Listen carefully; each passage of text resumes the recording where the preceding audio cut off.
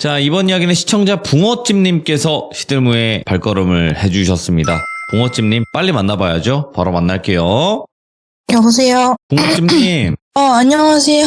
자, 오늘 붕어찜님께서 찾아와 주셨는데 오늘 해주실 이야기의 주제가 아주 간단하게 어떻게 될까요? 제가 억울하게 돌아가신 분들을 조금 도와드린 적이 있었는데 그 이야기로 준비를 해봤습니다. 알겠습니다. 그러면 도대체 어떤 이야기일지 바로 출발을 해보도록 하겠습니다. 렛츠고! 길이십니다. 붕어찜이에요.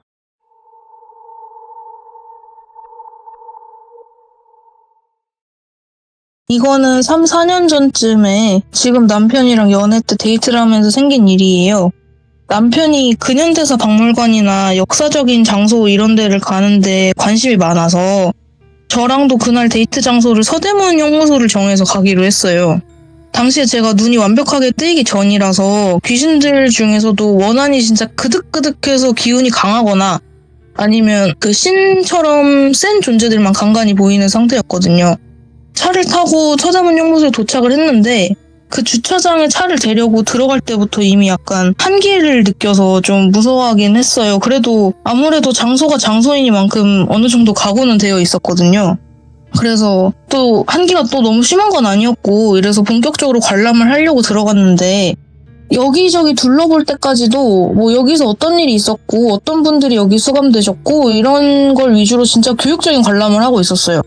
다니다 보니 아무래도 옥사 안에서도 귀신을 여러 보긴 했는데요. 기억나는 분들 중에 하나가 여자 옥사 안에 정확히 기억은 안 나는데 그 감방 안에 화장실로 사용하려던 건지 구덩이가 파져 있는 곳이 있더라고요. 근데 그 안에 엄청 쫙 마른 여자 귀신 한 분이 쭈그리고 위쪽으로 얼굴을 향하고 주변을 두리번 거리고 계시는 거예요. 예.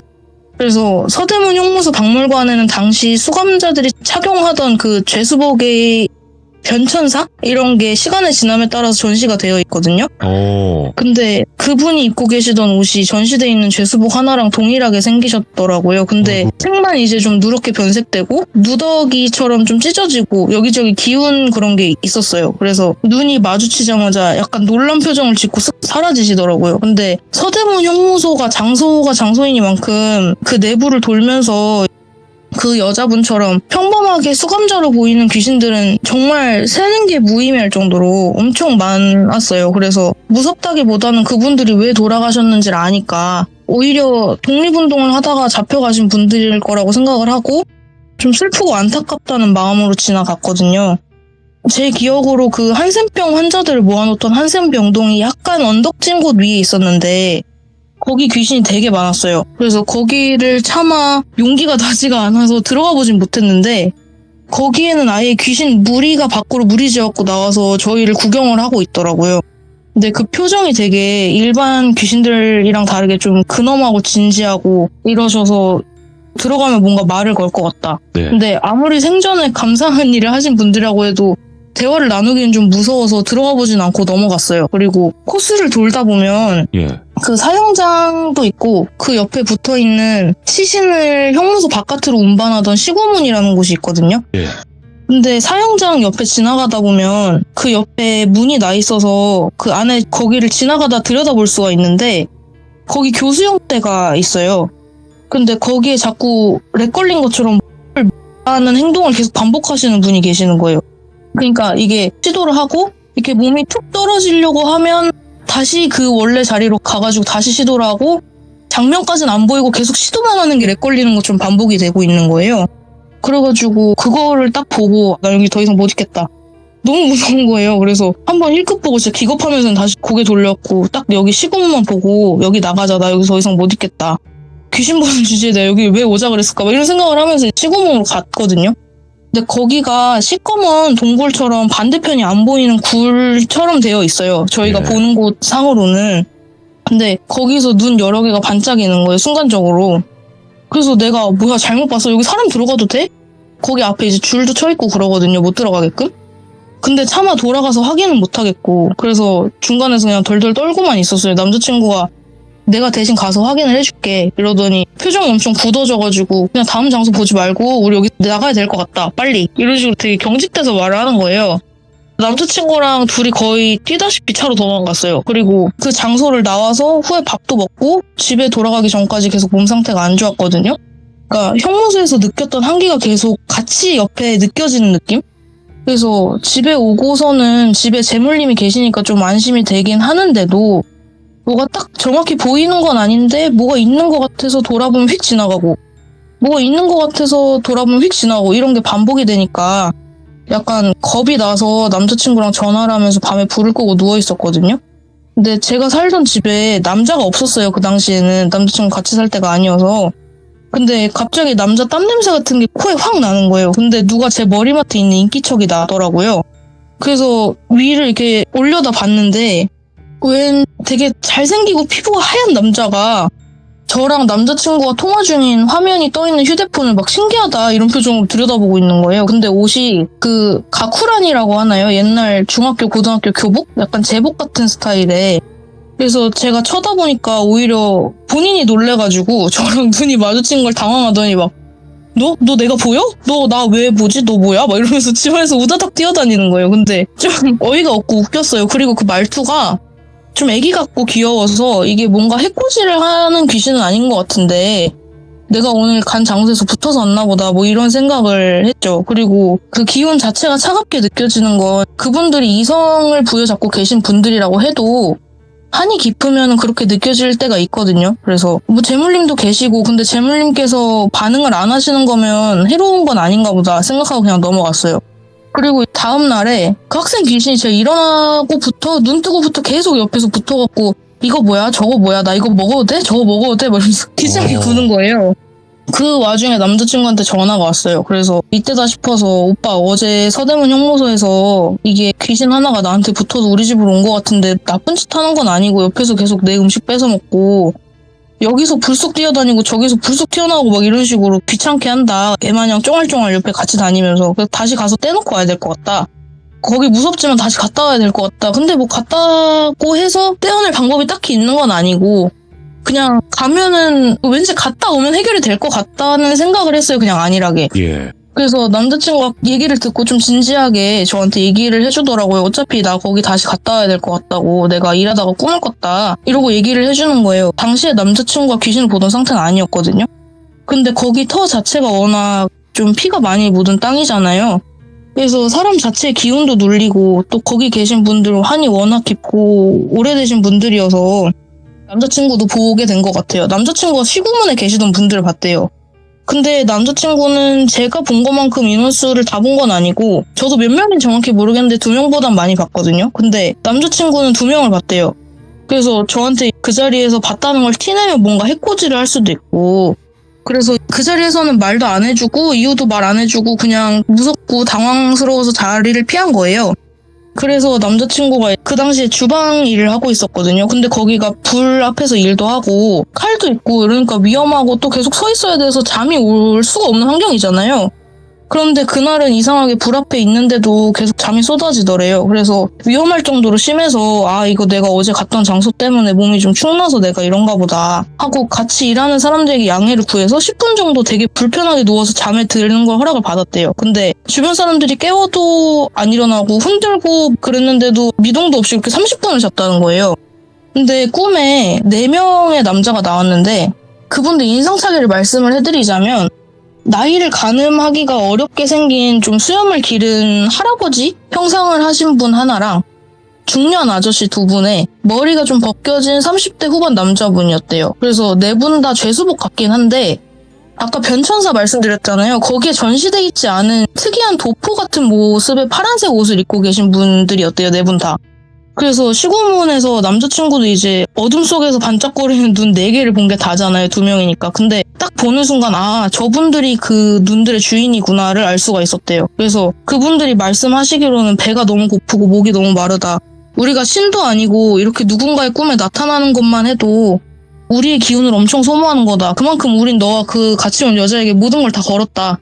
근데 처음에는 그 여자에게 나타나려고 했는데 그 여자가 혹시 무당이냐? 그 여자 옆에 누군가 계시는 것 같다. 그 여자에겐 꿈에 들어갈 수가 없더라. 이런 식으로 얘기를 했대요.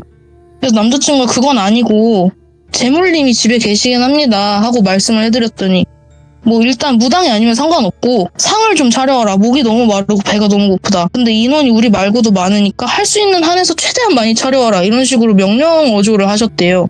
남자친구도 약간 어이가 없어서 뭐 예상하신 반응은 아니었을 수도 있는데 맡겨놓으셨어요? 싫은데요? 이런 식으로 말대꾸를 했다는 거예요. 근데 그 네 분이 닥치고 해와라 이러고 쓱 사라지셨대요. 그래서 이 꿈을 꾼 얘기를 저한테 해주면서 안 해주면 해코지를 당할 수도 있을 것 같다. 좀 찝찝하니까 하긴 할 건데 기분이 좀 안 좋다. 이런 식으로 얘기를 하더라고요. 저는 그 꿈을 꾼 게 아니어서 태도가 좀 그렇긴 한데 그래도 좋은 일 하다가 돌아가신 분들 아니겠냐. 그분들한테 은혜는 다 받은 셈이니까 귀신을 우리가 보는데 우리가 아니면 누가 저분들 챙겨드리겠냐 해서 둘이서 시장 가서 전, 나물, 밥, 탕국, 생수 막 이렇게 많이 사갔어요. 근데 저희가 밤에 갔거든요. 낮에 가면은 약간 미친 사람으로 보일까봐. 그래서 폐장 시간이라서 서대문 형무소를 들어가진 못해가지고 시고문 쪽 근처 계단에 가서 밤에 갔으니까 상은 못 차리고 박스를 바닥에 깔아서 음식 싼 비닐들만 풀고 허공에 대고 저희 왔어요! 이러고 소리를 질렀거든요. 그랬더니 무슨 거의 귀신 200명 정도가 구름대처럼 달려오는 거예요. 진짜 무섭게. 근데 그 파란 죄수복 입으신 네 분이 대장격으로 좀 질서 유지도 시키고 줄도 세우고 나름의 규칙이 있는 것 같더라고요. 저희한테 꿈에서랑은 다르게 고맙다. 앞으로도 종종 부탁한다. 이런 식으로 말씀을 하셨어요. 저희는 종종? 이걸 또 해? 종종? 이거 사람들이 보면 우리 이상하게 볼 텐데 막 이런 생각하고. 그리고 또 음식을 사는데 비용이 꽤 많이 들었어요. 뭐 그때가 명절 때도 아니고 네. 많이 차려오라고 하니까 저희 나름대로 성딸이 휘어지게 갔는데 이게 부족하다고 얘기를 하시니까. 근데 보니까 왜 그렇게 말씀을 하셨는지 알겠는 게 인원이 워낙 많으니까 저희가 가져간 음식을 맛보지도 못하는 분들도 계시는 거예요. 그리고 또 거기에 어린애기들도 한 6명 정도 있었거든요. 근데 진짜 완전 빼짝 마르고 애들이 못 먹고 누렇게 뜬 거 있잖아요. 귀신인데도 누렇게 뜬 게 보일 정도였어요. 머리카락은 성별 상관없이 다 빡빡 밀려 있었고요. 마음이 좀 많이 아프더라고요. 그걸 보는데 제가 거기서 울기도 했거든요. 그 장면을 보면서. 제가 갖고 있던 초콜릿도 줬는데 뭐 서로 먹겠다고 싸우고 난리치고 그냥 완전 귀신인 것 뿐이지 일반 애기들이랑 똑같았고요. 예. 그래서 뭐 그렇게 다른 분들 드실 동안 대장 그 네 분 계시잖아요. 그분한테 얘기를 좀 들었어요. 근데 그분들 설명으로는 거기에 원래 위령제가 주기적으로 있었대요. 근데 위령제를 하면 제사상도 올라오고 굿이랑 천도제도 하고 제법 화려하게 신경을 써줬었는데 뭐 제가 그거가 진짠지 아닌지는 모르겠습니다만 아무튼 그분들 말씀으로 그렇게 얘기를 하셨고 근데 어느 순간부터 안 하기 시작을 했대요. 그래서 얼마나 방치됐는지는 모르겠지만 그 뒤로부터 아무것도 못 먹어서 배도 고프고 목도 마르다. 가끔 방문객들 중에 귀신을 보는 것 같은 분들이 계시면 그분들한테 도움을 요청을 했대요. 그런데 한 번은 이제 보는 사람이 엄마랑 어린애여서 그 모자가 본 거죠. 그래서 도움을 요청하니까 어머니는 해코지 당하는 거 아닌가. 좀 무서워하면서 못 본 채 하시고 애는 들고 있던 과자 주면서 이거 먹을래? 이런 식으로 얘기해서 과자를 얻어 먹었대요.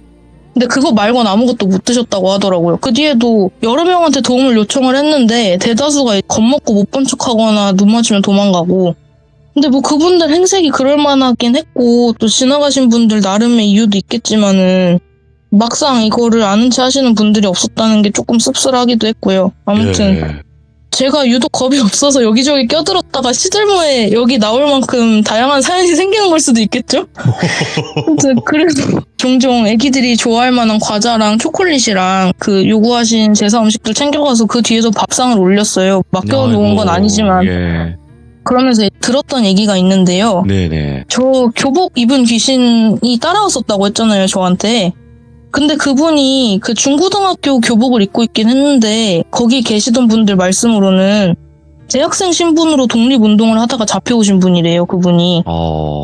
근데 대학생이 주도를 하는데 왜 교복을 입고 있었냐? 그 학생들이랑 같이 시위를 하고 그 사람들을 독려하기 위해서 교복을 입고 같이 행동하던 경우가 꽤 있었대요. 대학생인데도. 그런데 돌아가시기 전에 머리를 잘못 맞아서 정신지체가 좀 발생한 상태로 돌아가시는 바람에 죽고 나서 그렇게 행동이 어린아이 같은 거다 이렇게 얘기를 해주시더라고요. 그리고 그분들한테 제가 여기 왜 안 떠나고 여기 계속 계시냐 그랬는데 거기 위령비가 세워져 있는데 사람들이 그 위령비로 그분들을 기억을 해주잖아요. 그런데 그 곳을 떠나면 그러니까 위령비가 없는 곳으로 가면 본인들이 힘이 약해진다고 말씀을 하시더라고요. 그리고 그 옛날 시대랑은 다르게 바깥 모습이 너무 많이 변했잖아요. 그러니까 나는 여기 더 이상 못 있겠다 이러고 나간 귀신 영가분들도 계셨는데 그분들이 안 돌아오는 걸 보고 아, 밖이 너무 변해서 예전과는 달라졌고 우리가 여기서 나가더라도 뭐 좋은 데 가기는 어렵겠다라는 생각으로 거기 남아 계셨대요. 그래서 뭐 저희가 이걸 한 번만 간 게 아니라서 또 얘기를 들은 게 있는데요. 다른 돌아가신 분의 생전 사연 중에 하나가 좀 인상적이었던 게 있는데 본인이 조선어학회 아세요? 조선어학회라고 민족 정체성 말살 정책을 할 때 일제강점기 당시에 우리말을 지키고 뭐 국어를 전파하기 위해서 행동하시던 학자분들의 모임이거든요. 네, 그런데 그 조선어학회에서 우리말 사전을 만들 때 본인이 기여를 했다라고 주장하신 분이 한 분 계셨어요. 그래요? 네, 그분이 말씀하시기로는 본인은 이제 학자로서 기여를 하신 건 아니고 조선어학회 지부가 한두 군데가 아니었거든요. 그래서 그중 하나가 지하에 있었던 곳이 있대요. 그래서 밖에서 동태 살피고 망보고 눈치가 이상하면 피할 수 있도록 들어가서 재빨리 귀띔하고 무력으로 부딪힐 경우에 대비해서 가드처럼 이렇게 지키시던 분이래요. 근데 아시다시피 결국에 조선어학회 33인은 검거가 되셨고 돌아가신 분도 계시거든요. 근데 그분은 일본군이 쳐들어올 때 앞에서 문을 막고 지키고 계셨다고 주장을 하셨고요, 본인이. 그러다 끌려가서 고문을 당하던 도중에 내가 죽은 거다라고 말씀을 해주시더라고요.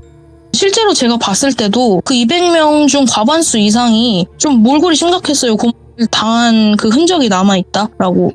이야기를 듣다 보니까 뭐 제가 역사를 잘 몰라서 사실인지 아닌지는 모르겠지만 또 그분들 주장으로 나갈 수 없는 이유가 하나 더 있다. 그럼 학생 귀신은 어떻게 나왔냐 이렇게 말씀을 하실 거 아니에요. 근데 사람에게 붙어서 나가는 경우엔 나갈 수는 있대요.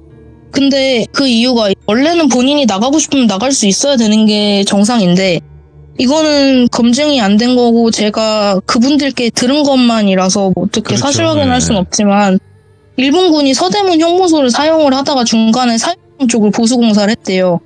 그런데 보수공사를 하면서 벽 속에 귀신이 이 터를 떠날 수 없게 묶어두는 부적을 같이 발라서 이 터를 떠날 수가 없다고 하시더라고요. 그러니까 여기 돌아가신 분들의 영혼조차 집에 갈 수 없도록 만든 거예요. 진짜 들으면서 치가 떨리는데 왜 그랬을까 가늠도 안 가고요. 너무 화가 나서 아무튼 방문할 때마다 이런 류의 이야기들을 좀 들었고요. 그렇게 제섭밥을 무려 1년 좀 넘게 일주일에 한 번꼴로 방문해서 올렸어요. 갈 때마다 숫자가 조금씩 적어지시는 게 보이고 얘기도 들어드리고 밥상 올려드리고 진짜 겨울에 엄청 추울 때도 거기 가가지고 얘기 들으면서 호공에 수다 떨면서 있었거든요. 거기 지나가시는 분들 좀 이상하게 볼 때도 있었지만 아무튼 그 파란 도포 입으신 분 4분만 남고 그 중에서도 이제 흰수염 할아버지 계셨잖아요. 그분이 딱 마지막까지 홀로 남으셨다가 내가 여기 있는 귀들 다 갔으니까 이제 나도 마음 놓고 간다 말씀 남기고 마지막으로 안 보이셨어요. 그래서 혹시 몰라서 낮에 방문해서 관람이 가능할 때 저희가 혹시 빼고 못 챙긴 분 있나 하고 구석구석 싹 돌았는데 정말 그 뒤로 한 분도 안 보이시더라고요. 거기에 계셨던 분들이 뭐 다 저희한테 우호적인 건 아니었어요. 그래도 파란 옷 입으신 4분께서 잘 통솔해 주셔서 아무 일도 없었고요. 그동안 정도 들었는데 가셨다는 게 좀 마음이 편하고 그래서 그 터 기온은 아직도 추워요. 왜냐면은 한이 많이 서린 땅이라 어쩔 수 없는 것 같아요. 그건. 그래도 거기서 돌아가신 분들은 이제 거기 한 분도 안 남으셨고요. 뭐 이게 얘기를 한다고 어디에 댓글을 받을 수도 없고 털어놓으면 오히려 이상한 사람 될 것 같아서 얘기 못했는데 여기서 얘기하니까 좀 마음이 편해지는 것 같네요. 아니 이거를 하실 수 있는 능력이 있음에도 안 하는 사람들도 많아요. 못하거나.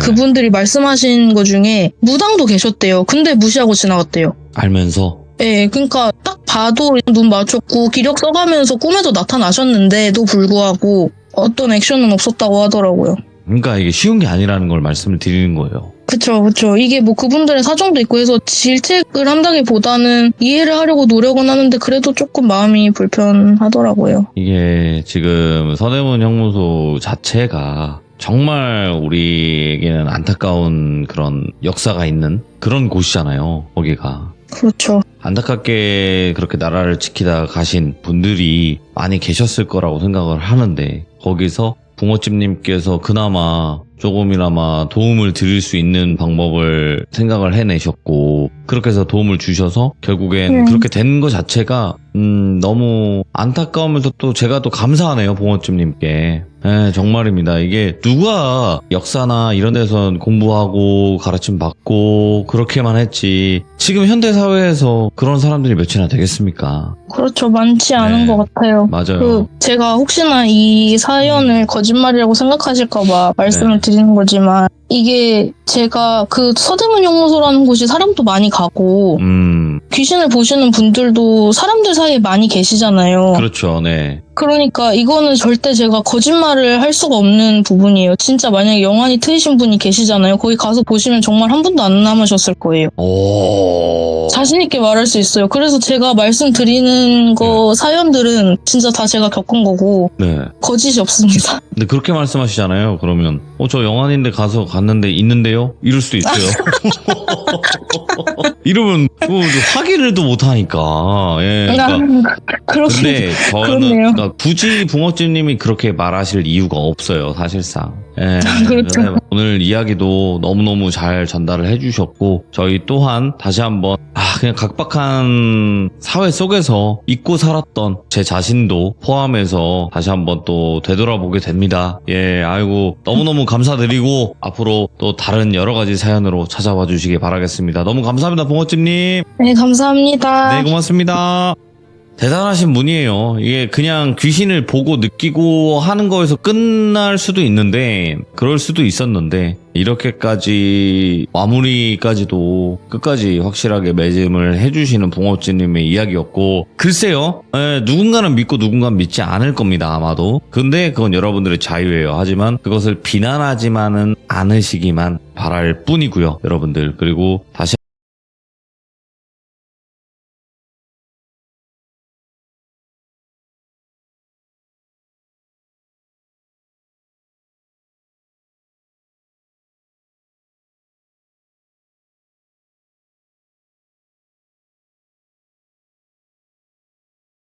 들려주실 이야기가 남편분의 이야기라고 했어요. 네, 맞아요. 근데 남편분의 이야기가 어찌 보면 용기 내서 말씀하시는 부분일 수도 있어요. 네, 허락받았고요. 그러니까요. 그러면 도대체 어떤 이야기인지 바로 출발을 해보도록 하겠습니다. 렛츠고! 길이십니다. 붕어찜이에요.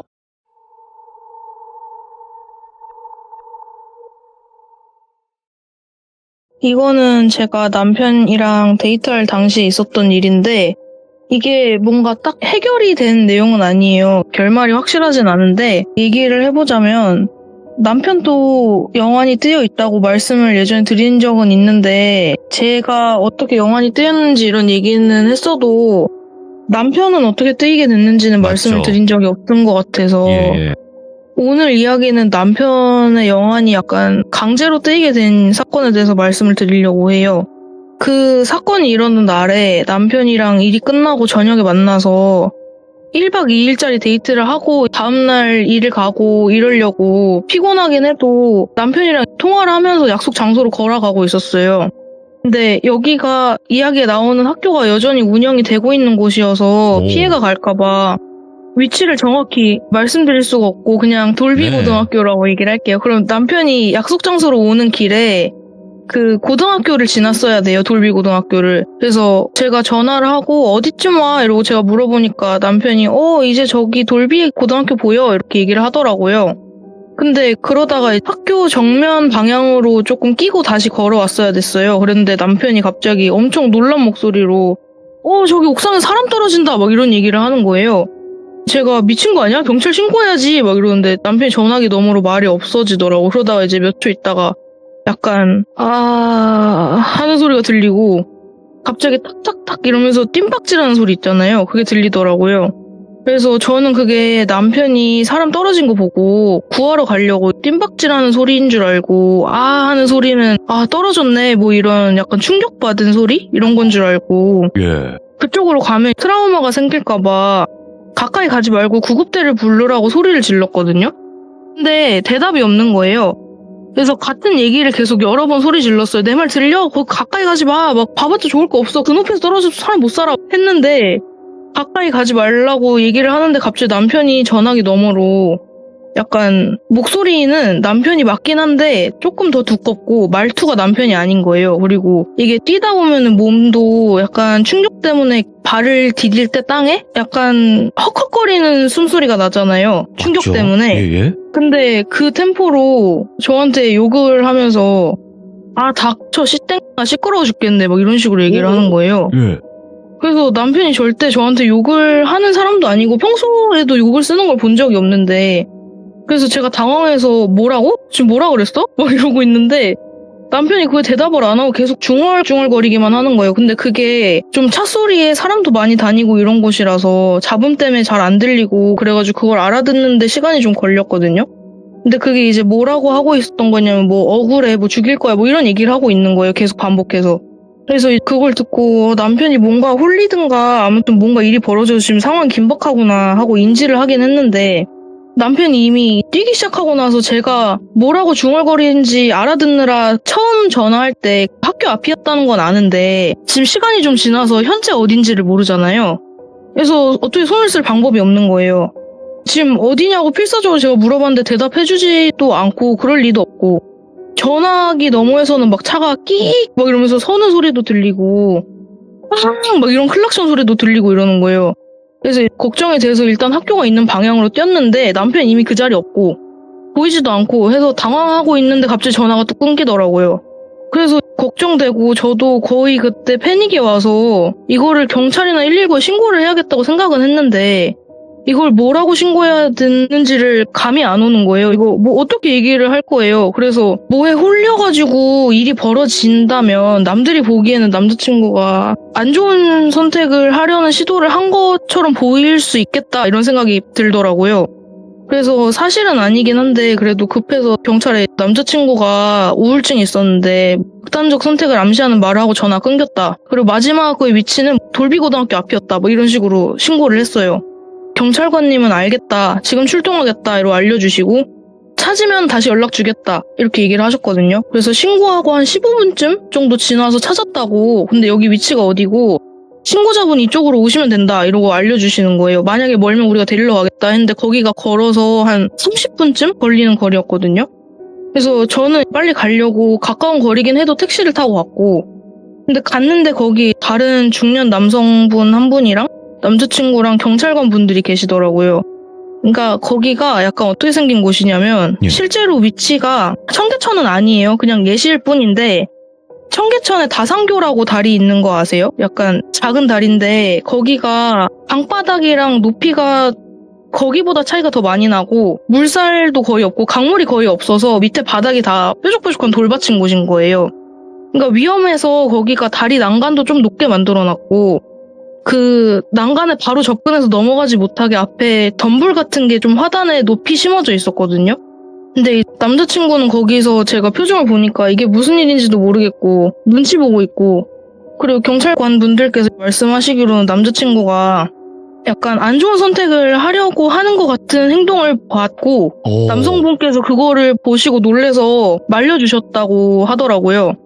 그래서 그 경찰분들께서 신고를 받고 출동을 하셨는데 도착해서 보니까 제가 신고한 남자친구 신원이랑 일치하잖아요. 그래서 저한테 전화를 주신 거고요. 그래서 그 남성분한테 진짜 감사하다고 인사를 막 드리면서 설명을 들었거든요. 근데 그분께서 하시는 말씀이 신호등 바뀌기를 기다리고 계셨대요. 그 다리 앞에 신호등이 있어서. 네. 근데 남자친구가 소리내서 히히 막 이러면서 웃으면서 그 앞에 왔다는 거예요. 근데 이게 밤에 성인 남자가 히히 소리를 내면서 오면 조금 경계하게 되잖아요. 그래서 지켜보고 계셨는데 난간 쪽으로 갔대요, 남자친구가.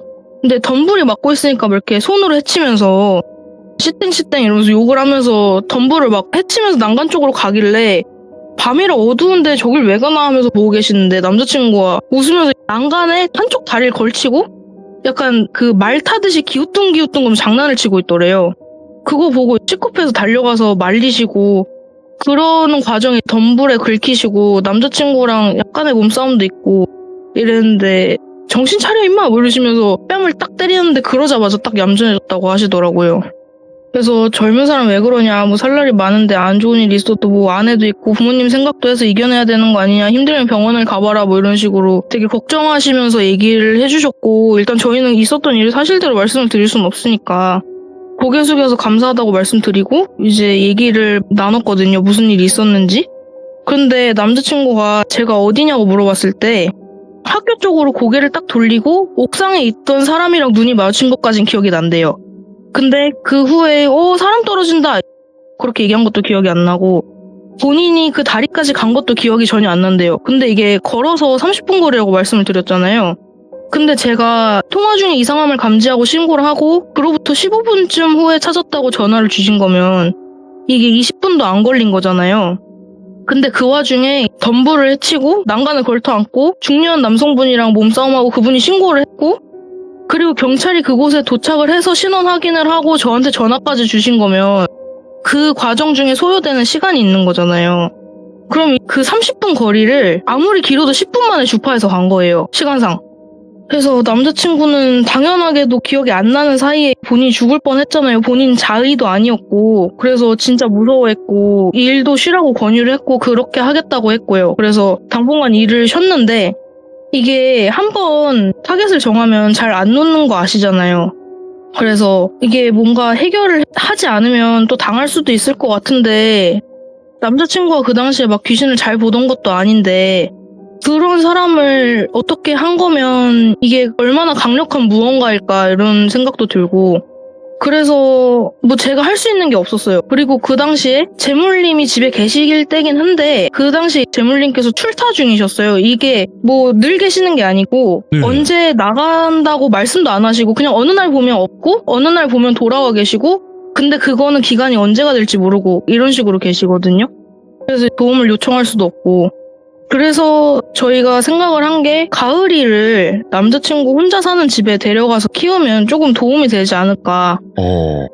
그래서 가을이를 데려가고 남자친구한테 얘기를 듣게 됐는데, 가을이를 데려갔는데도 집에서 이상한 일이 종종 일어난대요. 그러니까 남자친구가 집에 혼자 살거든요. 근데 남자친구가 씻다 보니까 뭐 더워서 문을 열어놓고 씻고 있었는데 샤워기로 일어서서 머리를 감으면서 눈을 감고 있으면 등허리 쪽에 아니면 목덜미 쪽에 어떤 사람이 이렇게 본인을 이렇게 쓱 쓰다듬는 것 같은 느낌이 든다거나. 근데 눈 떠면 아무것도 없고, 뭐 잠에 들 때쯤에 시선이 느껴져서 현관 쪽 보면 뭔가 검은 연기 같은 게 기웃기웃 거린다거나, 아니면은 갑자기 그 습하고 엄청 더운 여름날에 막 오한이 돌면서 몸에 손을 확 끼친다던가, 아니면은 그 건물에 불이 난 것도 아닌데 어디서 불난 것처럼 연기가 어디서 타고 올라오는 건가 불났나 싶을 정도로 온 집안이 뿌옇게 연기가 찬 것처럼 보인다던가. 근데 뭐 수증기도 아니고 요리를 한 것도 아니고 근데 막 그런 일들이 있었대요. 그러니까 이게 확실히 딱 증거를 제시하면서 뭐 때문에 이게 이렇게 이상해 라고 말할 정도는 아닌데 은근히 분명히 뭔가 이상하긴 하다? 이걸 감지할 수 있을 정도로만 일들이 있었다고 하더라고요.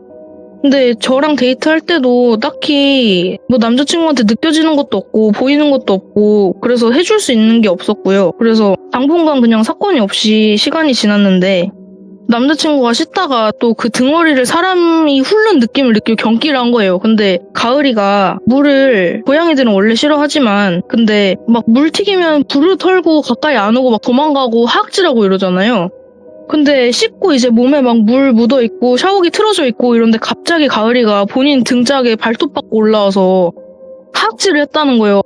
어깨에 앉아가지고, 그러니까 어깨 살갗죽에 발톱을 받고 거기서 하악질을 했대요. 그래서 뭐 약간 벌레 잡으려는 동작처럼 변기 위에서 두 발로 일어나가지고 허공에 앞발도 허우적거리고, 그래서 뭐 등짝에 발톱도 찍혀서 피도 많이 나고 했는데 본인도 이제 뭔가 이상한 걸 좀 느끼고 그랬었으니까 가을이도 뭔가 본 게 아닐까? 뭐 이런 생각을 하고 그냥 탓하지 않고 일상생활을 했대요.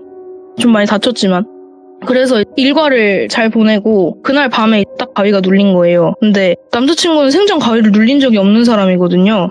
눈도 못 뜨고 딱 비몽사몽한 채로 누워서 정신만 깨서 아 내가 왜 깼지, 화장실이나 갔다 와야겠다 하고 움직이려고 하는데 몸은 움직이지도 않고 딱 소리가 들리는데 그 고양이 하악질거리는 소리랑 고양이들 싸우다 보면 막 에용 막 이런 소리 내거든요.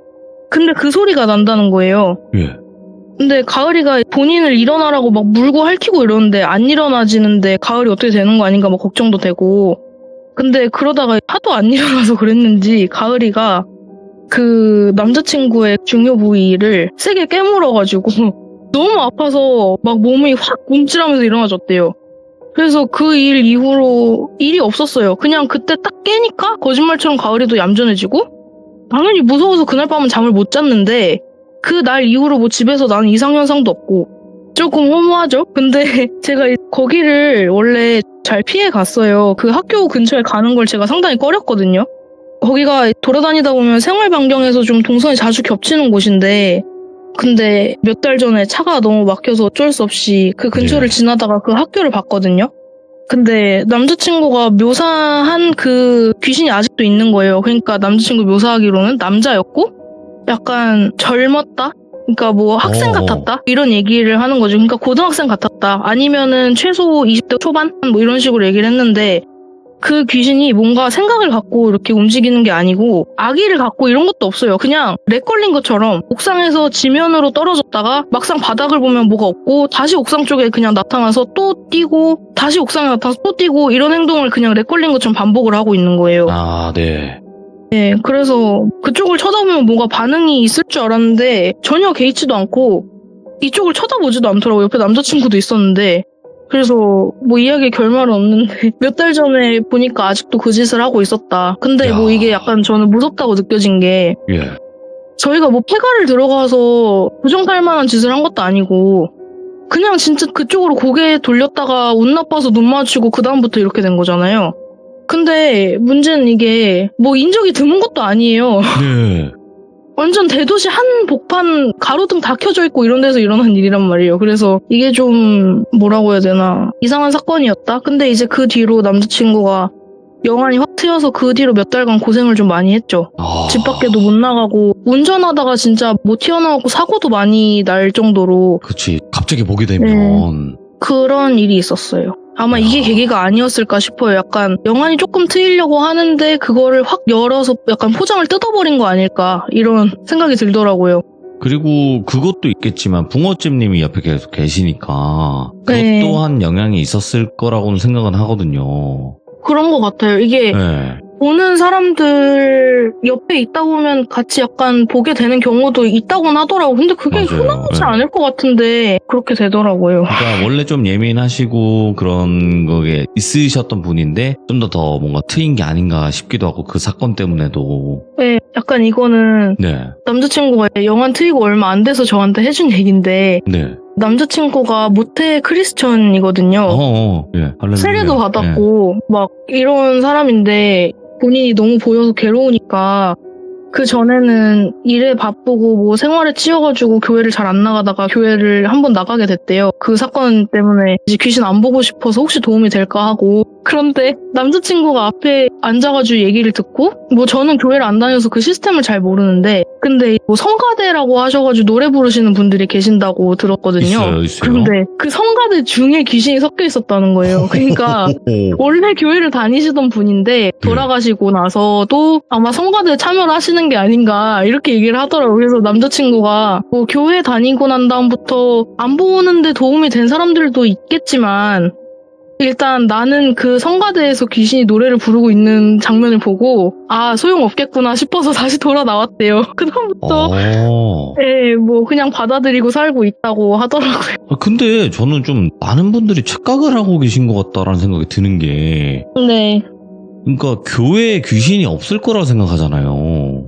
그렇죠. 그쵸. 대부분 뭐 종교시설이니까. 근데 그건 아니거든요. 왜냐면, 그러니까 말 그대로 기독교는 뭔가 선과 악 이렇게 나뉘잖아요. 그렇죠. 그러니까 그 천사 쪽, 뭐 하나님 쪽이 선이고 악마가 악이고. 근데 귀신이 악은 아니니까. 귀신이라고 해서. 저도 진짜 그 말씀을 드리고 싶었던 게 귀신은 그냥 죽은 사람일 뿐이고 그게 뭐 악한 존재다거나 뭐 그런 게 아니잖아요. 그래서 종교시설 들어가는데도 일단 제가 봤을 땐 전혀 문제가 없고 만약에 들어가는데 문제가 생기면 이제 그거는 약간 한이나 원이 깊어서 조금 만약에 들어갔을 경우 약간 기운이 충돌해서 뭔가 본인에게 피해를 입을 경우 안 들어가는 것 같아요.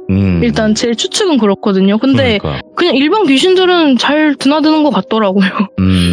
그래서 뭐 교회 가면 귀신이 떨어지겠지라는 생각을 굳이 안 하셨으면 좋겠다라는 생각이 들어서 네. 다시 한번 말씀을 드렸고요. 절에도 있고 다 하니까. 근데 네. 그래도 교회 안에서 어떤 곳은 못 가는 뭐 이런 거는 있을 것 같아요. 절도 대웅전은 못 들어간다 이런 얘기는 있으니까 모르겠어요. 들어가는 귀신도 있다고 들은 것도 있으니까 뭐가 맞는 건지 누구 말이 맞는 건지 아무도 정의를 내릴 수는 없다고 생각을 하거든요. 영적인 이야기는. 네, 그렇죠. 그래서 오늘 붕어찜님께서 지금 현 남편 그리고 이제 네. 옛 남자친구의 이야기였는데 이렇게 또 들려주셔서 감사드리고 다음번에 또 다른 이야기로 꼭 찾아와 주시기 바라겠습니다. 감사합니다. 감사합니다. 네. 자, 오늘 붕어찜님께서 들려주신 남편분이 정말 또 섬뜩하게 명안을 뜨게 되었던 이야기를 들려주셨는데, 붕어찜님의 이야기 듣다 보면 재물림이라는 이 말이 나오는데, 아마 처음 들으신 분들은 재물림이 뭐야? 이렇게 들으실 거예요. 근데 붕어찜님 이야기를 들어보시면 아마 그 재물림이 뭔지도 알게 되실 거고, 와, 진짜 충격적이다. 이런 얘기 들어본 적이 있었나? 할 정도의 이야기이기 때문에 밝구나 느낄 수 있는 긍정대리님께서 오셨습니다. 바로 만나보도록 할게요. 안녕하세요, 돌베이님, 귀족 여러분. 반갑습니다. 긍정대리님. 네, 돌베이님, 뭐, 다른 시끄러운 소리 안 들리죠? 제가 지금 퇴근을 했어요. 야근이 지금 몇 시입니까? 네. 아니, 잠깐만요. 긍정대리님이 참여하신 지 시간이 꽤 지났는데, 아직 대리님이세요? 아니면 진급을 하셨는지? 알겠습니다. 노코멘트 하도록 하겠습니다. 여기까지만. 네. 일단 여기까지만 죄송합니다. 네. 자, 그렇죠. 일단은 긍정대리님께서 네. 오늘 이야기 들려주실 게, 네. 아버님께서 들으신 것 같아요? 네, 저희 아버지랑 며칠 전에 부자의 여행을 정말 처음으로 해봤거든요. 제가 야, 숨 한 막힌다 벌써. 번도 부자의 여행을 안 해봤는데, 근데 괜찮아요. 그래요? 왜냐면 저랑 아버지는 되게 얘기를 많이 하는 편이거든요. 그나마 다행이네. 네, 오. 아버지가 되게 그래갖고 이번에 아버지 고향을 갔다가 들은 얘기를 가져왔는데 그냥 바로 시작을 해도 될까? 알겠습니다. 그럼 바로 출발을 해보도록 하겠습니다. 렛츠가! 때리십니다. 긍정대리에요! 저랑 아버지는 되게 얘기를 많이 하는 편이거든요. 그나마 다행이네. 네, 오. 아버지가 되게 그래갖고 이번에 아버지 고향을 갔다가 들은 얘기를 가져왔는데 그냥 바로 시작을 해도 될까? 알겠습니다. 그럼 바로 출발을 해보도록 하겠습니다. 렛츠가! 때리십니다. 긍정대리에요!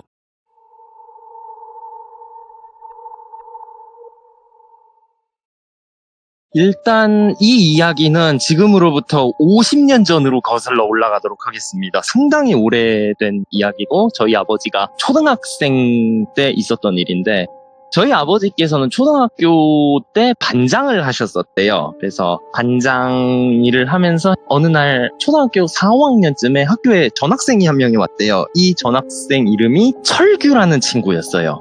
근데 철규가 지금으로 말하면 약간 좀 모자른 친구였대요. 한쪽 다리를 절고 있었대요. 먼저 이야기하기에 앞서서 약간 그런 친구긴 한데 그래도 그 당시 시대가 좀 시대라서 좀 따돌림을 당했었나 봐요. 네. 근데 아버지께서 반장이시다 보니까 되게 잘 챙겨주시고 아버지가 휘어잡으셨대요. 저희 아버지가 약간 저랑은 달리 굉장히 좀 파워풀하시거든요. 근데 이 철규한테는 특이한 점이 두 가지가 있었대요. 첫 번째, 철규가 평소에는 힘든 괴롭힘을 해도 에이 그러지 마 하는데 책상에 앉아 있는데 둘러싸면은 사람이 변했대요. 소리를 지르고 난리를 폈대요. 책상에 자기가 앉아 있는데 애들이 이렇게 둘러싸서 야 철규 바보야 이러면은 애가 눈이 돌아갔대요. 예. 그리고 두 번째는 철규가 아까 말했지만 좀 어디가 모자란 친구였잖아요. 네. 아주 가끔씩 정상으로 돌아왔대요. 그래서 이 친구 이상한 아버지가 했는데 어느 날 아버지랑 이렇게 그때는 바닷가 초등학교다 보니까 수업 끝나고 물놀이 가고 막 그런 거를 아버지가 많이 했다고 하시더라고요. 네. 근데 거기서 그 서해안 바다 쪽인데 거기서 조개를 캐는 일을 아버지랑 했나봐요. 친구들끼리 모여서. 근데 조개를 캐다 갑자기 철규가 갑자기 정상으로 돌아왔대요. 어눌한 말을 하다가. 그러니까 아버지도 그때 흠칫하다가 그래 뭐 그럴 수 있지. 너 무슨 일을 겪었니 하니까는 잠깐 구석에서 얘기 좀 해도 될까? 이런 얘기를 하면서 이 네. 이야기를 해줬대요. 아버지한테. 뭐야? 왜? 그래서 이야기가 진행되는데 철규는 그 서해안 하면 특징이 다도해잖아요. 섬이 많은 바다잖아요. 많죠. 예. 네, 그 섬 중 하나에 살고 있는데 그 섬을 긍정도라고 할게요. 그 긍정도에서 살았는데 긍정도는 주민이 40명에서 50명 정도 사는 그 당시에는 굉장히 작은 섬이었대요. 그런데 섬에 분교도 있고 그 당시에는 분교가 되게 많았잖아요. 70년도니까. 그 분교도 있고 애들도 많이 살고 사람들도 화목하게 지는 섬이었고 이 섬의 수입은 어부들이 중간중간 들르는 중간 기착지였대요. 그래서 이 기착지에서 어부들이 들어올 때 이 어부들에게 물건을 판매하기도 하고 식료품 팔고 막 어구 수리해주고 이러는 업무가 진행되는 섬이었다 하더라고요. 근데 어느 날 이 섬에 대척교회를 갓 만드신, 그러니까 목사님이 갓 되신 목사님이 한 분이 들어오신 거예요. 그러면서 막 이렇게 전도를 하고 하면서 그 긍정도에 교회를 세우셨어요. 근데 뭐 신도가 얼마 되지는 않았지만 그래도 굉장히 화목했대요. 그리고 막 되게 잘해주고 목사님이. 그래서 아이들이 되게 좋아했대요. 이때 철규도 교회를 이렇게 가서 하니까 주민들이 나중에는 한 40명, 50명 되는 주민들이 다 교회를 다니기 시작을 했대요. 그래서 되게 화목한 생활을 보냈는데 이 목사님이 독특한 거를 하나 하셨는데 성경 공부라 해서 가끔씩 아이들이 오면은 아이들에게 글을 가르쳐주고 분교에서 봉사하듯이 성경 필사를 시켰는데 이때 이 목사님이 가르쳤던 게 원고지 쓰는 법이었대요. 옛날에 논술할 때도 원고지를 썼거든요. 근데 옛날엔 그거를 굉장히 중시했다 하더라고요. 아버지도 원고지 중요하다 해서. 그래서 원고지에 성경의 몇 장 몇 절을 막 이렇게 필사를 시키고 그걸 애들이 잘하면 당시에는 귀한 막 빵, 크림빵, 그 보름달빵 이런 걸 막 줬다 하더라고요. 근데 이렇게 하면서 철규랑 덕수 그리고 민호 이렇게 세 친구가 굉장히 친하게 지냈대요. 네. 그런데 이 긍정도는 그렇게 발전을 많이 하지 못했어요. 그래서 섬의 산 부분은 굉장히 좀 낙후가 돼 있고 해안가에만 마을이 생긴 그런 작은 섬이었거든요. 어느 날 그 목사님이랑 밤에 이렇게 성경을 하다가 되게 늦게 덕수가 가게 됐대요.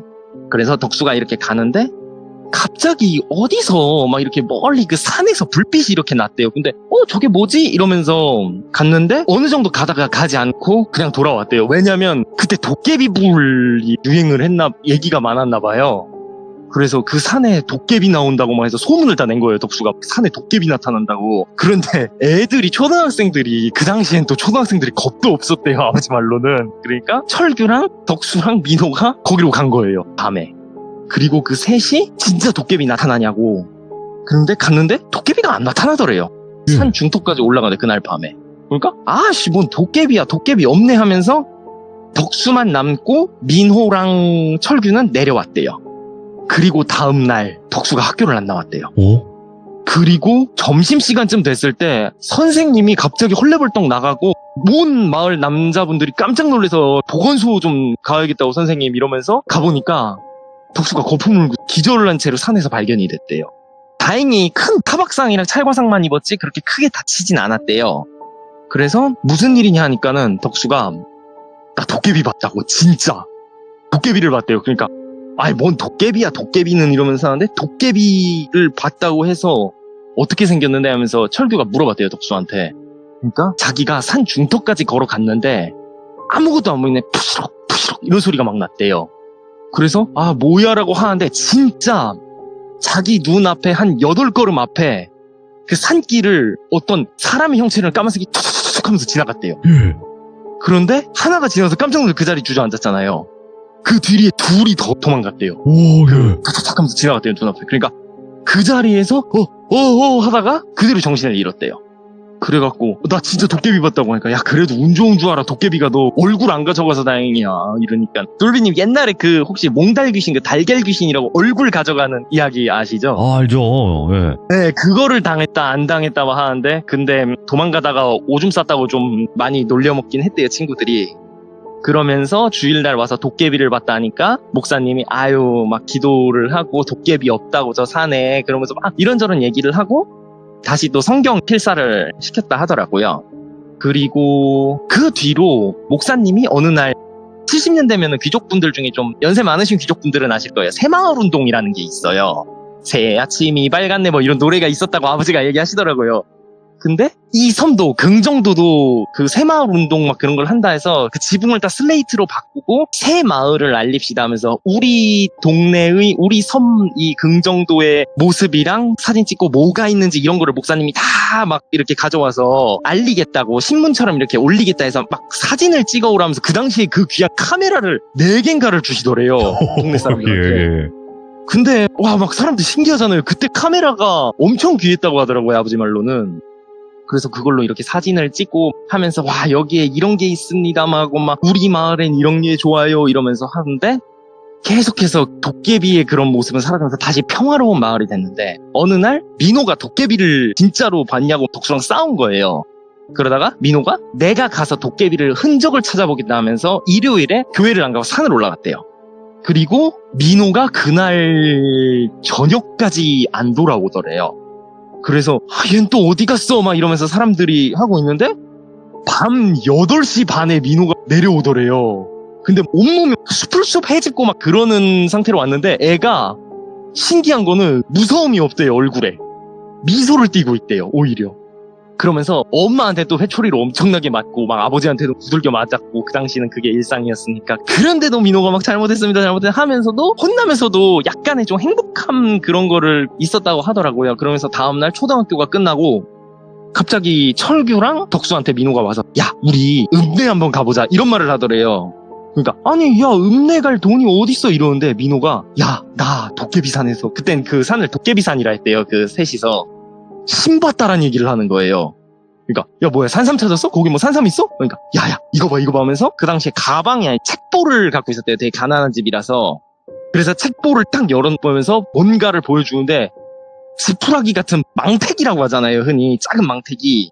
그 망태기를 보여주는 거니까 아우 야 냄새 이런 걸 어디서 주웠어? 그러니까 야 도깨비가 선물 줬어 이러는 거예요. 그래서 그 망태기를 보고 아 뭔데 하면서 탁 열어봤는데 놀비님 귀족 여러분 70년도에요. 예? 70년도에 망태기를 열었는데 망태기 안에서 30만 원이 나왔어요.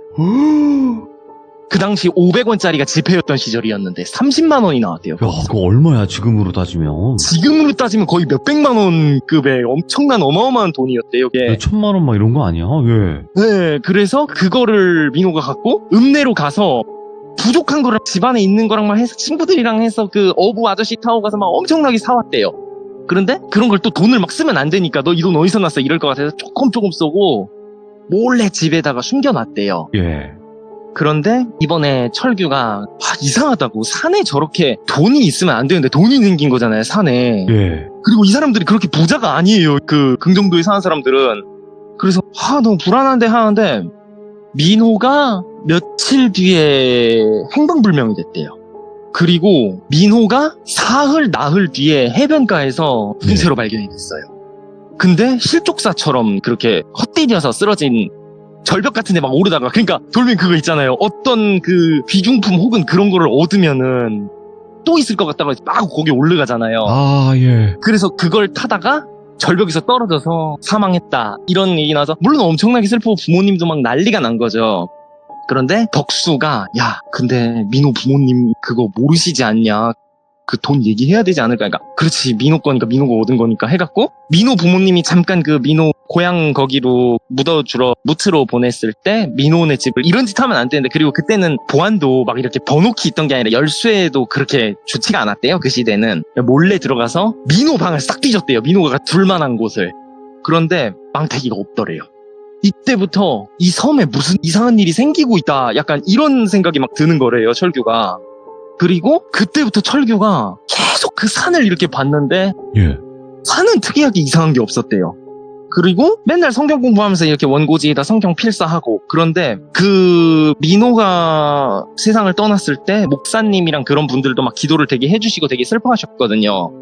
근데 어느 날 너무 횡하니까 교회 다니시는 분들 아실 거예요. 너무 힘들고 쓸쓸할 때 밤에 교회를 찾아가면 기도를 하고 목사님이 들어주시고 같이 기도를 해요. 그때 막 은혜를 입었다 해서 울고 막 그러거든요. 그래서 철규랑 덕수가 거기를 갔는데 목사님이 안 계시더래요. 그래서 목사님 어디 계시지? 이러는데 교회 뒤쪽에 뭐 목사님이 사는 작은 집이 있었대요. 그래서 그 집을 이렇게 봤는데 집 불은 켜져 있는데 문이 살짝 열려 있더래요. 그래서 끼익 하고 문을 이렇게 슬쩍 보니까 그 순간에 철규랑 덕수가 심장마비 걸리는 줄 알았대요. 목사님 책상 위에 그 망태기가 있더래요. 그래서 이거 뭐야? 이거 왜 여기 있어? 이러는데 목사님이 특이했던 거는 그 목사님의 방이 굉장히 독특했대요. 네. 학생들이 썼던 원고지들 있잖아요. 그게 퍼져 있었는데 그때 덕수가 유독 야, 저 원고지 안을 막 이렇게 뒤졌대요. 덕수가 눈이 되게 좋고 그런 촉이 좋았다 하더라고요. 유독 이상한 원고지가 하나 있어 딱 봤갖고 야 철규야 이거 봐 하면서 이렇게 원고지를 딱 봤는데 그 원고지가 똑같은 원고지예요. 규격이. 근데 구멍이 뚫려 있었대요. 원고지에. 그래서 이거 뭐지 하는데 밖에서 소리가 나니까 이러면서 따다다다다 하면서 바로 도망 나왔대요. 그러니까 목사님한테 딱 걸렸는데 목사님이 남의 집 이렇게 들어가면 안 되죠. 예수님이 이런 걸 좋아하실까요? 이러니까 아닙니다. 죄송합니다. 이러면서 목사님이랑 막 이런 얘기했다. 왜 오셨어요? 목사님이 이래서 저희가 그 친구가 민호가 그렇게 세상을 떠난 게 너무 슬퍼서 기도하러 왔습니다. 그러니까 기도를 들어주시겠대요. 그래서 거기서 기도를 이렇게 하고 좀 후련한 마음에 나가게 됐대요. 그리고 죽음은 슬픔은 뒤로 하고 며칠쯤 지나니까 슬픔이 다 사라지고 다시 평범한 일상을 이렇게 보내게 됐대요. 그런데 그때 물론 철규는 계속 의심스러웠대요. 왜냐면 너무 이상하잖아요. 특히 목사님 그 망태기, 어마어마한 돈이 들어있는 그 망태기, 이 사람 너무 의심스러워서 그때부터 목사님에 대한 의심을 떨쳐낼 수가 없었대요. 그래서 이렇게 목사님을 미행을 했대요. 나쁘게 말하면은 밤마다. 그런데도 목사님이 그렇게 특이한 상황은 없었대요. 한 가지 특이점은 어느 날부턴가 목사님이 되게 신기한 건데 어부들도 그 예배에 참여해서 잠깐 예배 보고 가시라고 간식 같은 거 주겠다 이러시면서 그때 그래서 목사님과 예배를 이렇게 보면서 어부들이 저는 성경 예를 들면 욥기 몇 장 몇 절이 좋습니다. 혹은 저는 뭐 사도행전 몇 장 몇 절이 좋습니다. 이런 얘기를 하는 어부들이 꼭 한 명씩 있었대요.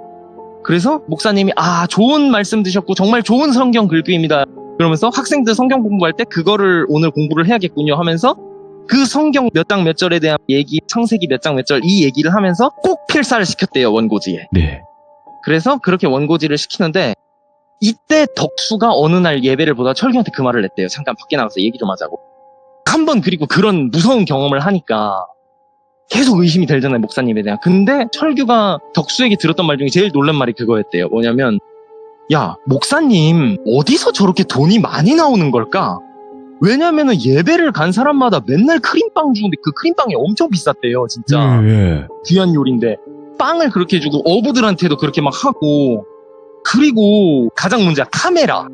내가 들어보니까 카메라 정말 비싼 물건인데 그 귀한 물건 그리고 목사님 방에도 귀한 물건이 굉장히 많고 특히 우리는 맨날 연필 쓰는데 목사님 만연필 쓴다 이런 얘기를 하는 거예요. 그러니까 이 목사님 진짜 너무 돈이 많은 거 아니야? 에이 돈 많으시겠지. 그러니까 야, 돈 많은 사람이 이런 섬에다 교회 세워? 이런 얘기를 했나 봐요. 예.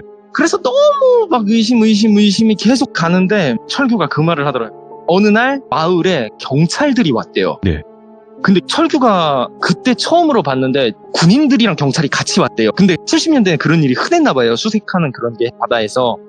근데 군인이 좀 특이한 군인이었대요. 예. 왜냐면 경찰들과 함께 온 군복이 뱀가죽 군복이었대요. 그러니까 기존에 입었던 그 민무늬 군복 입은 그 흔히 말하는 브라운색 그 군복을 입었잖아요. 대부분 군인들은. 이 사람들은 뱀가죽 군복을 입었대요. 그러니까 위장무늬 군복을 입고 온 거였대요.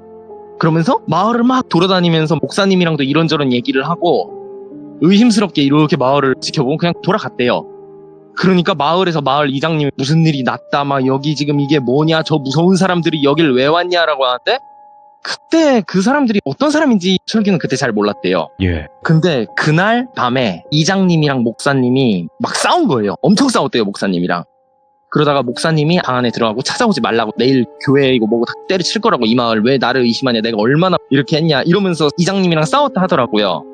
그리고 그날 그 싸운 걸 본 철규랑 덕수가 얘기를 하다가 덕수가 갑자기 그 얘기하더라고요. 도깨비산에 오늘 같은 날 한번 왠지 뭔가 있을 것 같다. 우리 한번 도깨비산 가보자. 민호가 어떤 걸 캐는지 저 산부터가 이상하다. 왜냐면 민호가 죽은 뒤로 아무도 그 산을 안 갔대요. 그래서 이렇게 산을 가려고 하는데 마을 사람들이 그날 후레쉬랑 횃불을 들고 목사님한테 이렇게 가고 있었대요.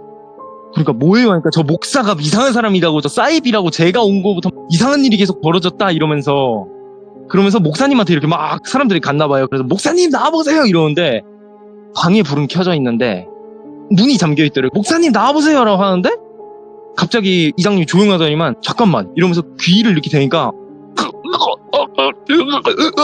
이런 소리가 막 났대요.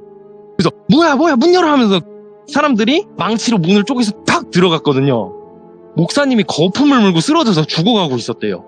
그리고 뭐야 무슨 일이지 막 이러는데 이거는 그 마을 사람들 시점이고 철규랑 덕수는 저 산에 있었거든요.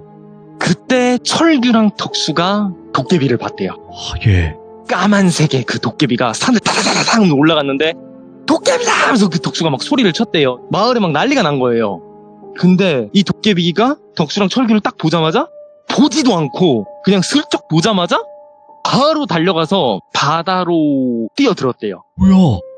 그리고 사라졌대요. 그러니까 목사님은 돌아가셨지. 근데 그거를 보고 이장님이 마을에서 막 마을 사람들 다 정신없으니까 이렇게 덕수랑 철규가 가보니까 마을에 이장님이 우리가 무슨 짓을 한 거야 이러면서 눈물을 흘리고 계시더래요. 그리고 이장님이 아직도 그 말을 기억한대요. 우리 다 죽었다 어떡해.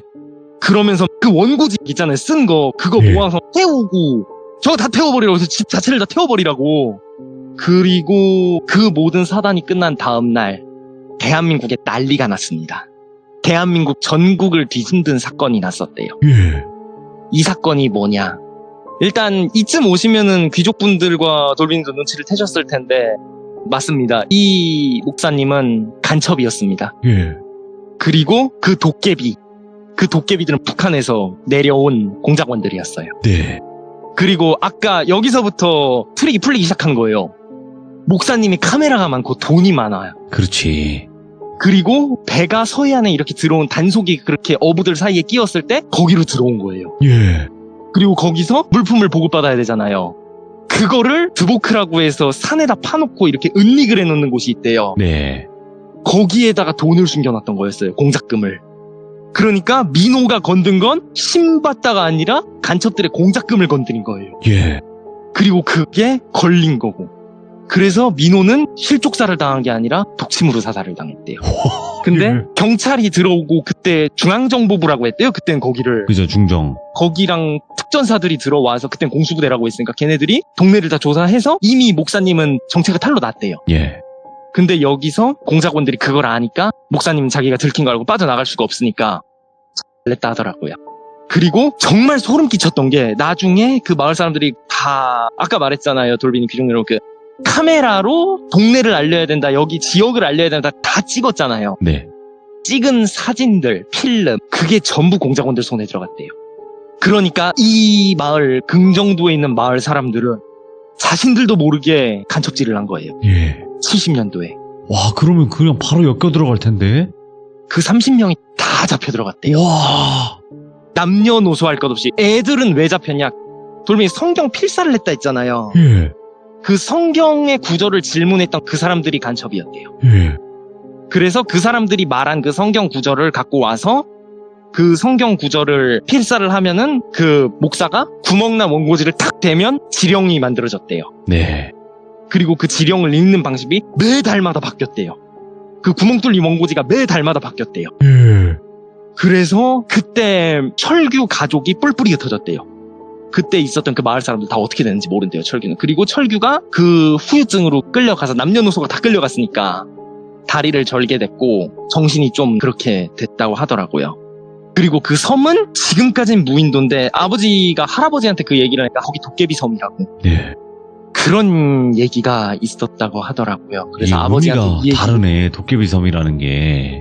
네. 그러니까 자기도 모르게 잘못을 저질렀는데 예. 그러니까 이 사람들이 자기도 모르게 시대에 휘말려서 고초를 겪으신 거잖아요. 그렇죠. 게다가 이장님은 아예 사라지셨는데 아마 처벌을 크게 받으셨을 거예요. 왜냐하면 원고지를 다 태워버렸잖아요. 이장님 딴에는 너무 당황하니까 우리가 했다는 거를 몰라야 된다 해서 다 태웠더니만 그게 되려 증거인멸이 돼버린 거예요. 그래서 이 마을 사람들 전부 다 간첩이랑 한패다. 네. 그래서 참 어떻게 보면 돌비님 무섭으면서 가슴 아픈 이야기가 된 것 같아요. 왜냐면 그쵸. 민족의 비극이잖아요, 이게. 네. 그래서 오늘 아버지가 이 얘기하면서 진짜 무서운 게 뭔지 알아? 이러시니까 뭐예요? 그러니까 나도 모르는 사이에 잘못을 저지른 거야. 근데 그땐 내가 무슨 말을 해도 누구도 들어주지 않는다. 특히 그 시절엔. 그리고 그 시절엔 그런 일이 굉장히 빈번했다 하시더라고요. 그렇죠. 그래서 그냥 바로 아버지는, 엮여 들어가는 거지. 네, 그리고 아버지는 그럼 이거 어떻게 연관이 되냐니까 야, 우리 동네 앞에서도 총격전이 일어났어 이러시는 거예요. 네. 밤에 자는데 따다다다당 소리 들렸다고. 그리고 그날 아마 난리가 났다고 하는데 참 씁쓸하더라고요. 걔도 장애가 생겼다가 정상으로 돌아왔던 게 어쩌면은 그 여러 가지가 있지만 그 중앙정보부가 엄청 무서운 곳이었대요 그 당시에는. 그냥 고문의 끝판왕이었죠. 네, 그러니까요. 저도 그래서 남녀노소를 다 그렇게 했다는 게 더 좀 올라갔고. 그냥 살아서 나왔다라는 것만으로도 정말 네. 아 이게 가능하구나라고 했던 또 그 시절이니까요. 중종 때가. 네, 그러니까요. 저도 이 말을 듣고 안 믿겼거든요. 아 네. 근데 이게 뭐 서해안 그 간첩 사건인가요? 네, 그쪽 간첩 사건이 하나 크게 있었는데 그게 실패를 했다고 하더라고요, 막내 때. 근데 그 섬에서 그런 일이 있었다라는 얘기는 저도 처음 들었는데 공개조차 안 됐대요. 그 섬은 그냥 완전 없어진 섬이 됐대요. 존재조차 그러니까. 부정돼. 근데 지금- 그럴 만한 것 같아요. 네. 지금이야 예전에는 공개가 안 될 그런 사건들 이런 것도 다 공개가 되는 시절이고 그리고 그 덮는다고 되는 것도 아니고요. 그리고 네, 그런 게 참 안타까운 게 어쨌든 작전을 실패한 거잖아요. 군인이랑 그렇죠. 정부가 네. 마을 사람들을 가만히 안 뒀을 것 같은 거예요. 일단 뭐 정확한 거는 알 수는 없지만 그래도 네. 이 사연을 오늘도 긍정대리님께서 들려주셔서 진짜 야 이거는 실미도 마냥 제 영화로 하나 네. 나와야 되는 거 아닌가 이 생각까지 드네요 진짜로. 네, 진짜 저도 아버지한테 이런 얘기 듣고 와. 깜짝 놀래갖고 아버지가 그 얘기 했더라고요. 너 내 고향 네. 바다지만 그 사건 벌어진 이후로 어느 날 바다에 철책이 엄청나게 높이 세워졌다고. 그리고 새벽마다 군인들이 거기 순찰 다녔고. 그렇죠. 아유 오늘 그래도 네. 긍정대리님께서 이게 도깨비 섬이라고는 하지만 네. 일반적으로 진짜 도깨비가 나와서 그 도깨비 섬이 아니라 다른 네. 의미의 도깨비 섬을 너무나 잘 들려주셨습니다. 감사드립니다. 긍정대리님. 네, 감사합니다. 다음에 네. 뵙겠습니다. 고맙습니다. 네.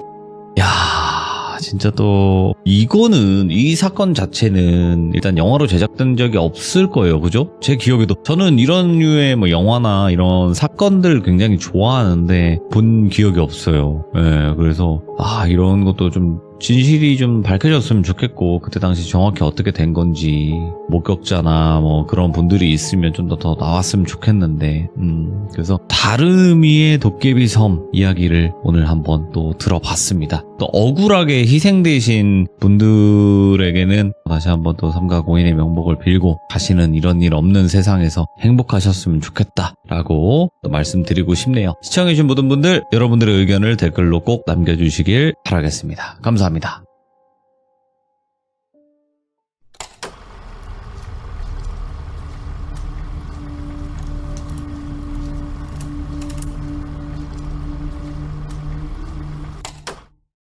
자, 여러분들 반갑습니다. 이번 이야기는 시청자 긍정대리님께서 오랜만에 찾아와 주셨습니다. 긍정대리님은 저희 시참자분들 중에서 굉장히 긍정적이신 분으로 또 여러 가지 무서운 이야기들을 많이 들려주셨었는데 오늘 이야기 어떤 이야기일지 같이 한번 들어보도록 하겠습니다. 안녕하세요. 오랜만입니다. 네, 돌리님 기종 여러분 반갑습니다. 정말 오랜만에 뵙네요. 잘 지내셨나요? 네, 진짜 참 저도 잘 지냈습니다. 네. 항상 목소리를 들으면 기분이가 이렇게 또 좋아지는 거 보니까 긍정적인 에너지로 찾아와 주셨네요, 오늘도. 네, 아주 기쁜 일이 있어갖고요. 무슨 일인지 혹시 물어봐도 될까요? 귀종 여러분, 돌리님 정말 네. 기쁜 소식입니다. 제가 드디어 아파트가 생겼습니다. 자가? 네. 와, 이 시대에. 그래서 이사를 이제 곧 가게 되는데 이야, 축하드립니다. 여기서 들었던 일을 가져왔습니다. 아니, 집이 생겼고 축하해줄 일이고 이사를 가면 그만인 것인데 거기서 무서운 이야기를 들었다고요? 네. 일단은 다 들어보고 나머지 이야기 한번 나눠보죠. 네. 자, 그러면 좋습니다. 출발을 해보도록 할게요. 렛츠고! 기리십니다. 긍정대리예요.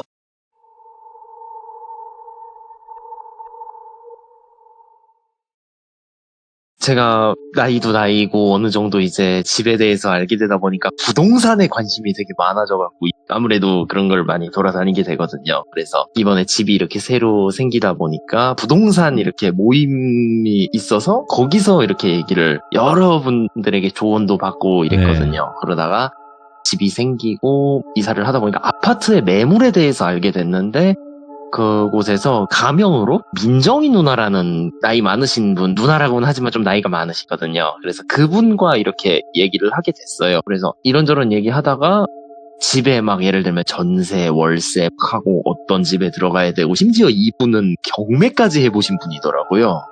그래서 부동산 경매 막 해서 이런저런 얘기를 듣다가 그냥 농담으로 그랬어요. 아 근데 진짜 무서운 일 생겨서 집값 떨어지고 그러냐고 하니까 아유 그런 거는 무서운 거 막 귀신 나오면 오히려 집값 떨어졌다고 좋아서 들어가지. 그러면서 나가 내 집이야 역으로 그러면 돼. 전세금 냈어? 이러면은 나간다고 이러시는데 딱 하나 굉장히 무서운 일을 겪으셨던 게 있으셨대요. 그래서, 진짜요? 누나 뭐예요? 이러니까 그거 얘기를 해주시는데 귀족분들이랑 돌비님은 혹시 이런 집 아실까 모르겠는데 그 오래된 아파트들은 재건축이라는 걸 하잖아요. 그쵸? 네, 그래서 그 재건축을 이렇게 준비를 하는 아파트들이 있대요. 그래서 확정이 나면은 언제 진행을 하겠습니다라고 재건축이 확정된 아파트들은 집주인들은 다 나가고 다른 집으로 재건축하면 다시 들어오고 이런 식으로 진행을 한대요. 그쵸? 그런데 이때 재건축을 기다리는 기간 동안 전세를 싸게 주는 경우가 있대요. 아, 예? 왜냐면은 이건 쌀 수밖에 없는 게 일단 재건축이 확정돼서 시작이 된 다음에 무조건 방을 나가야 되니까요. 그래서 이 민정이 누나가 약간 좀 돈이 없었을 때, 가난하기보다는 좀 자본금이 많이 없었을 때 우연치 않게 부동산에서 이걸 봤대요. 여긴 아파트인데 전세금이 되게 싸네요. 이러니까 거기는 재건축 확정된 데라서 비싸지 않고 대신에 여기는 조심하라고, 이런 데는 개인적으로 추천하진 않는다, 이러신 거예요, 그 부동산 사장님. 그래서 왜요? 이러니까 만약에 이사를 갔는데 전세를 해서 계약을 채웠는데 계약 다 채우기도 전에 나가야 될 수 있다. 왜냐면 재개발 시작되면 그거 다 허물어야 되니까. 그러니까 그래요? 알겠습니다 하면서 이렇게 나가면서 그래도 혹시 모르니까 그 집 주소만 알려주세요. 제가 한번 보고 갈게요. 이러니까 둘이 같이 보고 갔대요. 근데 집도 그렇게 썩 좋지는 않았대요. 아, 내부도. 네, 내부도 썩 그렇게 좋진 않고 아파트가 오래되다 보니까 막 물도 새고 막 약간 그런 느낌이 좀 보였대요.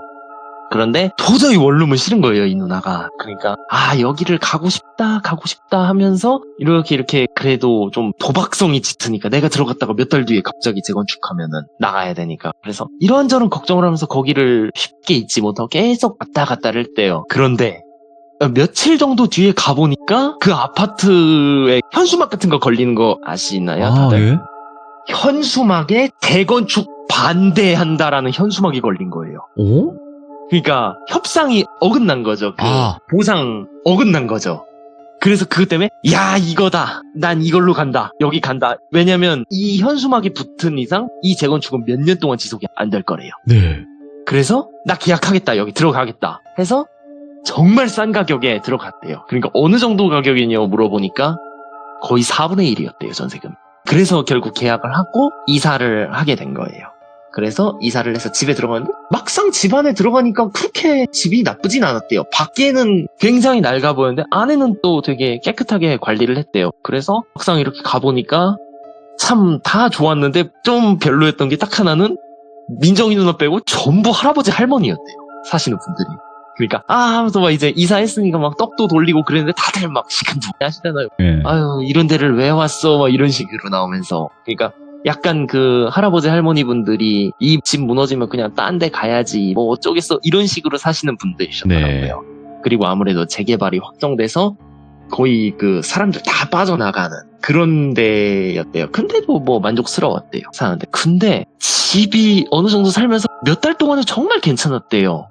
그냥 살면서 이 정도면 뭐 만족스럽다, 방도 막 이 정도면 좋고 막 깨끗하고 속은 그런 사는데 한 가지 항상 걸리는 게 있었대요, 누나가. 비만 오면은 너무 집이 오래됐으니까 콘크리트를 이렇게 타고 비가 흐르는 건 기본이고 콘크리트 안으로 이렇게 들어가서 흘러내리는 물 흐르는 소리가 막 났대요. 너무 오래된 집이다 보니까. 그래서 진짜 이거 진짜 그래 재개발집이니까 참으면서 이렇게 하는데 어느 날 새벽에 이렇게 잠을 자고 있는데 천장에서 발소리가 그렇게 들리더래요. 터벅터벅 이런 소리가. 그래서 새벽인데 왜 이렇게 소리가 나 이러면서 그냥 자다가 그런 거 있잖아요, 에이씨 하면서 그 이불 뒤집어 쓰고 자는 거. 그러고 자는데 발소리가 터벅터벅 하는데 이게 약간 그런 느낌이었대요. 천천히 그 방 왔다 갔다 하는 거 있잖아요, 부엌이랑. 그 소리가 막 들리니까 아씨 진짜 이러면서 며칠 동안 그렇게 보냈대요. 근데 계속 들리는 거예요. 그리고 이게 어느 정도 이렇게 들으면은 익숙해질 줄 알았대요. 그래도 발소리라는 게. 저도 그래서 깜짝 놀란 게, 전 발소리를 해봤자 얼마나 클지 몰랐는데 그게 엄청 크다고 하더라고요. 발소리가. 아파트 발소리들이. 게다가 오래된 아파트라 방음도 안 되고.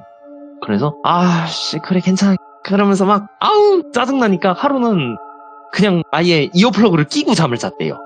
그렇게 해서 며칠 동안 이어플러그를 끼고 잤다가 알람을 못 들어서 회사에 지각을 한 적도 있고, 그래서 그 뒤로는 이어플러그를 빼고 그냥 참고 자자 이러고 잠을 잤대요.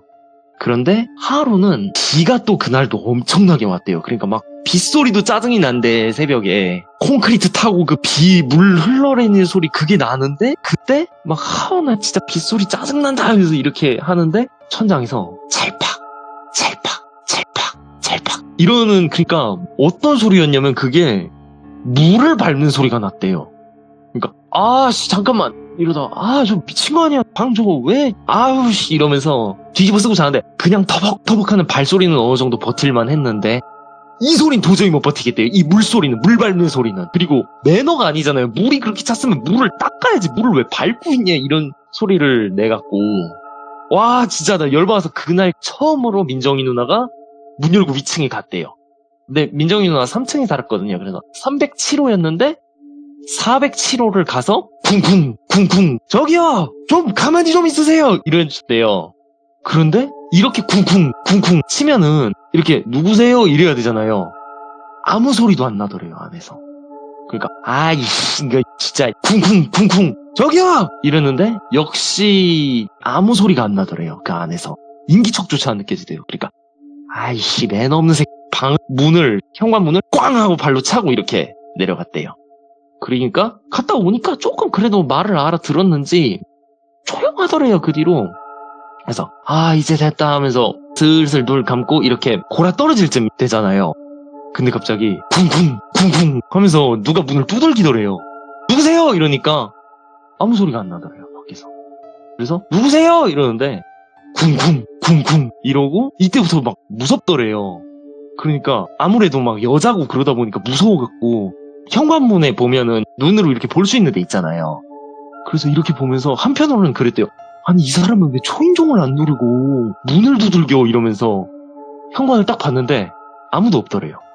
그래서 아씨 뭐야 하면서 다시 돌고 이렇게 가는데 어느 정도 이렇게 방에 들어가려는데 쿵쿵 쿵쿵 그러니까 으악 하면서 그 뒤로 넘어졌대요. 뒤에서 이렇게 쿵쿵 쿵쿵 아무도 없었는데 갑자기 문을 두드리니까 놀라갖고 으악 하면서 넘어졌대요. 그러니까 누구세요? 이러니까는 가만히 있다 갑자기 꽝 하면서 문을 차더래요. 그래서 놀라갖고 그 뒤로 이렇게 가갖고 그 방에서 막 경찰이 불러야 되나 막 이러면서 덜덜덜 관리사무소에다 이렇게 전화를 걸었대요. 그러니까 관리사무소 아저씨가 알겠습니다 일단 가보겠습니다 이러면서 올라갔대요. 그런데 관리사무소 아저씨가 이렇게 가갖고 407호까지 이렇게 갔는데 407호엔 아무도 없던데요? 이러는 거예요. 그러니까 아니 그럴 리가 있나요? 발소리를 들었다고 하니까 이게 집이 오래되다 보니까 좀 아무 데서나 들리는 소리 나잖아요. 근데 문 막 진짜 두들겼다고 하니까 여기 할아버지 할머니들이 좀 매너가 그래요. 아시잖아요. 젊은 아가씨가. 내가 대신 사과할게요.